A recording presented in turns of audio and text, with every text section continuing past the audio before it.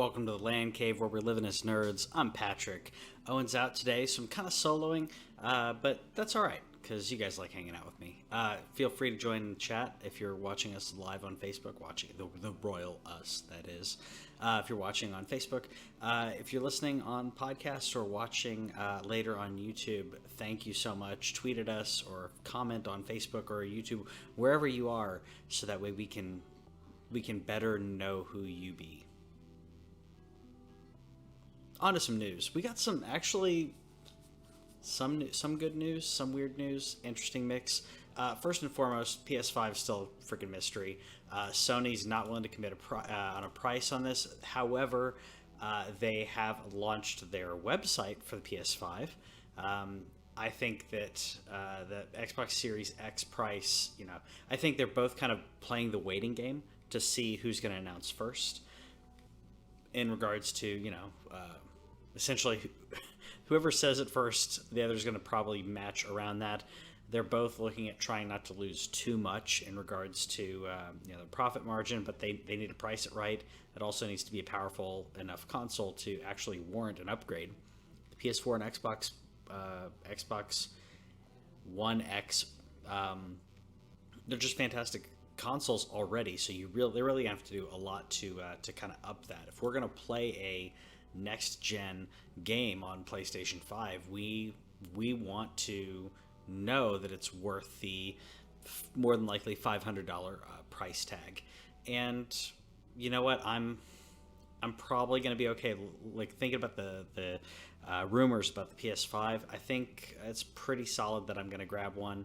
The backwards compatibility, especially if it goes back to 3. If it goes back to all the way back to PlayStation 1, I will be freaking ecstatic.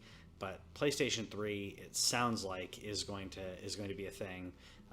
Obviously, it's still rumors, but I'm holding out hope. I've got a lot of PlayStation 3 games that I'd like to revisit, and I could plug in my PlayStation 3 again and play it, but just running through the menus on a PS3 is slow in comparison to what we're working with now with the PlayStation 4 and the Xbox. But this generation is just great. This is probably one of my favorite console generations ever.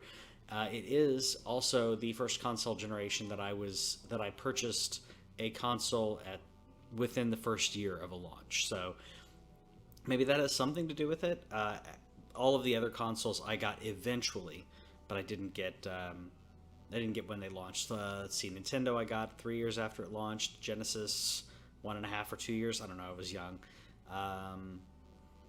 Nintendo and PlayStation. Nintendo 64 I got like 3 years after. So yeah, never experienced the full life cycle. And as an adult, I can actually reflect on it better than as a kid, where it was just summer after summer or weekend after weekend, and it's hard to really define those times. And obviously, I didn't watch the news for. There wasn't a lot of news. There were magazines. Back in my day, we had magazines, kids. We'd look at magazines to talk about, new games and new PC specs and stuff. And yeah, news was slower. So anyways, I'll stop rambling. Funny enough, Nintendo and Xbox both announced said this week that the whatever other competition didn't really matter. And I think that's really telling. I mean, it's a very similar statement, but Nintendo says the Xbox Series X and PlayStation 5 don't really affect them. I think this is 100% true. Xbox is behind. They're trying not to be behind. PlayStation's ahead of everybody in this generation. Nintendo's doing their own thing. They realized with the Switch they don't really have to compete with everyone else. They're paving their own path, where it used to be every console was compared to the other consoles. Switch is unique enough where it kind of falls in between handheld and desk and console, home console, and that flexibility and Nintendo's continual innovation in products and simplifying or streamlining, I should say, their products has continued to put them in a different league. They're not ahead of, they're just in a different league than the others. Then Phil Spencer says he doesn't see Nintendo and Sony as competition moving forward. I disagree and agree with this. I'll say that. Phil Spencer, he's the head of Xbox, by the way. So Nintendo, yeah, isn't quite their competition. Sony's totally their competition. Phil is trying to, I guess, position his statements. Um, in reflecting on this, we're going to be looking at subscription plans being the future of gaming. That's what, at least what a lot of people want to have happen. Game Pass and what they're doing with being able to play on PC and Xbox is just, it's a different type of flexibility than Switch, but it is flexibility. So interestingly, they're saying the same thing for different reasons, but the same reason. Ran into a friend of mine, Ronnie, this past weekend, and he was talking about Game Pass on PC and how it just is a game changer. Even if he's not playing his Xbox, he has all these games available on PC, so he can use his mouse. So it's an interesting generation that we're moving into. Halo is maybe the one thing that is holding them together, is holding Xbox together, because everything else, everything else will be coming to Game Pass.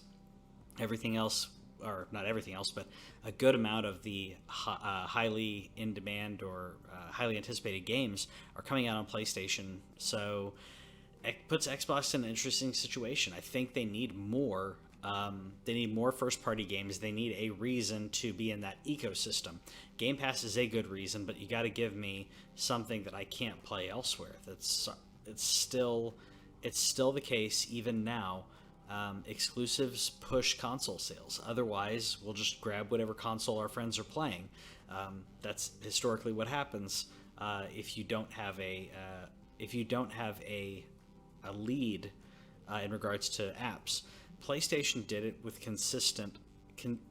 not only great games, but consistently good, high-quality first-party games or exclusive games. So, yeah. So, Owen in the comments, by the way, saying, man, if Xbox brand became Netflix, that would be crazy. So, yeah, if that happened, it would be insane. And if they did that, it would be a game changer, because you'd be able to, it would be that widespread. It would be amazing if you could play it on anything, as Owen's kind of hinting at here. If Xbox took its, I'm blanking on the name now, it's cloud-based, the thing that Stadia is, Google's doing with Stadia, xCloud. If they used xCloud and allowed you to play this, basically an app on anything, I'd probably grab Game Pass and put it on my PS5. And that's a weird future to think about, but I kind of like it. Speaking of futures, that Azure's there. Sorry, I apologize. Owen was messaging in the comments. Mentioned Azure. That's where they're storing everything. And yeah, that's true. Sony and Microsoft are both using Azure for online storage and for their online ecosystem. So that's good stuff. I'd just like to see all of it ubiquitous and across the board. Anyways, we got a really quick teaser from Marvel. Hopefully I don't get flagged for this, but we got a really quick teaser that dropped during the game this past weekend. We got a little bit of Falcon Winter Soldier. Very interesting stuff from WandaVision, which there's some really cool screenshots that people have been saving. I cropped this, by the way, to try to not get flagged, but I'm excited about more about Falcon and Winter Soldier than I thought I was going to be. I'm 100% on WandaVision. I don't even care. I think it's going to be the setting that they're using, along with these amazing actors and actresses, is just going to be phenomenal. And speaking of that, kind of in the same vein, Star Wars is saying that their future is going to be towards television. I think this is after seeing Mandalorian. It's obviously after seeing what happened with Mandalorian and seeing how much of a hit it is. My only problem with this, and then saying that the future is TV, is that they basically phrased it as Mandalorian spin-offs. And I love Mandalorian, but I don't want to see something as a direct spin-off of Mandalorian. I would like to see everything fleshed out. It's a deep, rich lore. There's a really long time scale that they could go in. It doesn't have to fit into these specific times that we're used to everything even before before or after, the Empire. Owen saying Ahsoka lives. Yeah. I'm like I said, I'm all for it. I just want to make sure that they're not hurting their brand by continuing to pump out similar content. The amazing thing about the Marvel movies is it's obviously the diversity in regards to story and the tone of their movies. Every single movie for Marvel, almost every single one of them, redefined what a superhero movie could be. You've got spy movies, you have bank heist movies, you have all of these, which we could probably thank Christopher Nolan for breaking that mold of what comic book movies were, but they've changed a lot of what we think of when it comes to comic book movies. They're not just comic books anymore. They're not just superheroes. Same thing with Star Wars. We can change up the tone. I love Mandalorian, but I don't need 2 or 3 more shows with the same tone. I need consistent writing. Practical effects is what made Mandalorian. I mean, the writing was good, the acting was good. Even Pedro Pascal, even behind the mask, just rocking that armor, but also amazing character by barely speaking. It's just phenomenal, and I don't want to see too much of that over and over in regards to Star Wars. But I love Star Wars. Don't get me wrong. I'd like to see some more Dungeons and Dragons, though. That's what I want to see. Anyways, back to some more news. Couple more things here, and then I'll probably rant about some things. Dan Houser, who co-founded Rockstar, is leaving and taking his brother with him. This is big. I probably should have led off with something else, but I'll fanboy about other things after this. But this is huge. So Dan basically wrote all of the Grand Theft Auto games. He was one of the, if not the, guiding light for Rockstar in regards to, I think in regards to quality, definitely in regards to story. And having him leave is going to leave a big gaping hole in Rockstar. More than likely, Rockstar is working on Grand Theft Auto 6. They haven't said it, but come on, they're probably working on it. I don't think that it had anything to do with that. I think that he may be burned out. He just took an extended leave. So, it's hard to speculate what he's going to do, but because I haven't seen, but I think that he's probably burned out and he needs to do something different. He's been doing kind of the same or very similar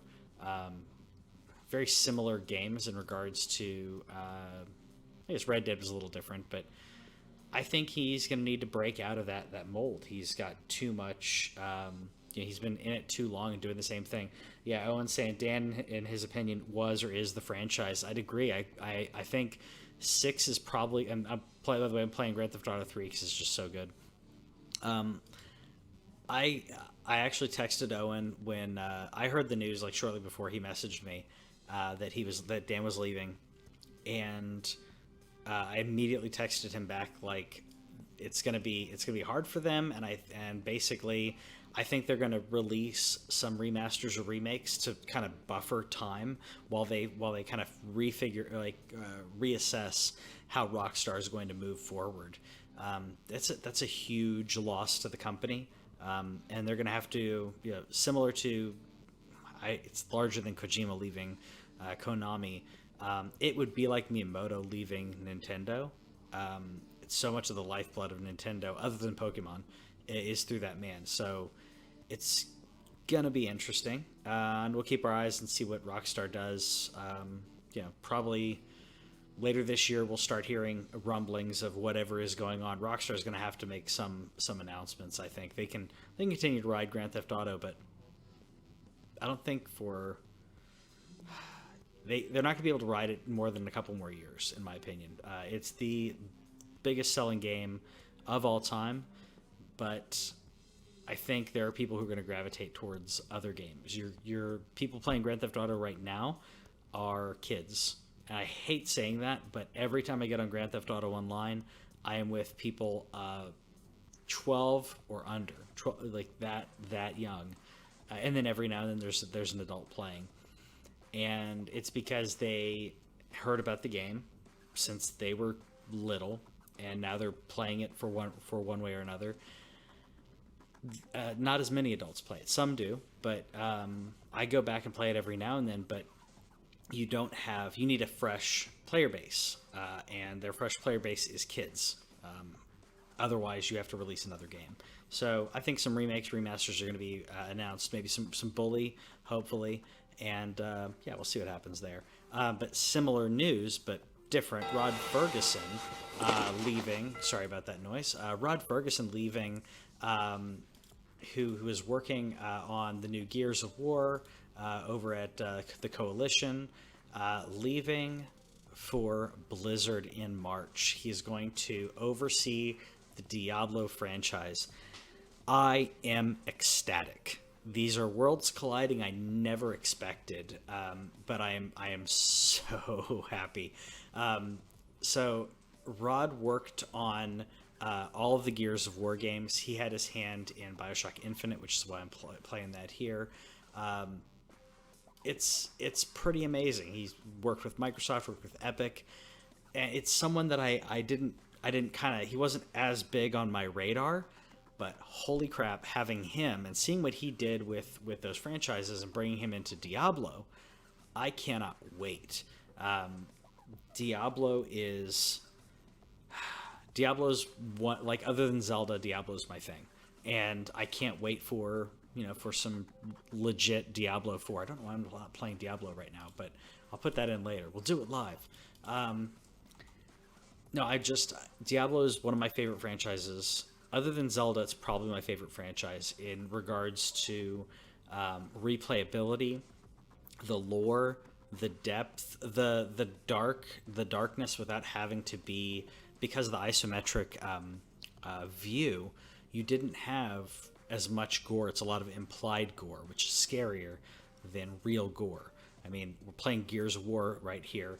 They chainsaw people, but that's not as horrifying, in my opinion, as some of the things in Diablo, like the Butcher and others, that are scarier in so many respects. I can't wait to see what he's going to do with Diablo, and if he's heading the franchise. Unfortunately, I think that means we're not going to see Diablo 4 soon.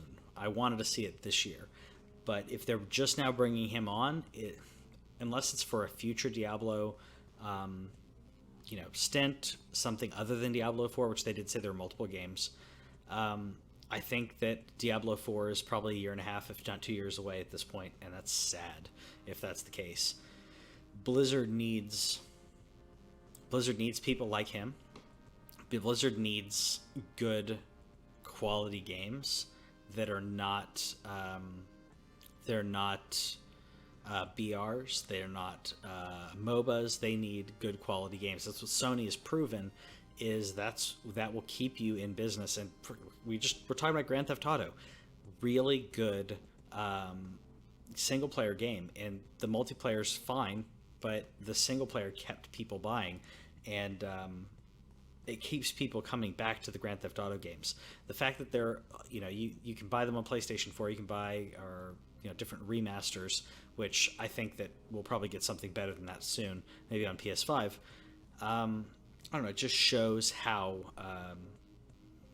it just shows what the company could be doing if they focused on that. Right now they're just trying to focus on money and esports, and gaming is more than that. Gaming is art. So anyways, that's all I've got for this week. I can't wait for some more Diablo, though. So let me know in the comments what game you're excited for. Diablo and Baldur's Gate 3 are the two things I'm most excited for. I know that's weird, but that's what I'm looking forward to the most. So let me know in the comments what you're looking forward to, and we'll see you guys later.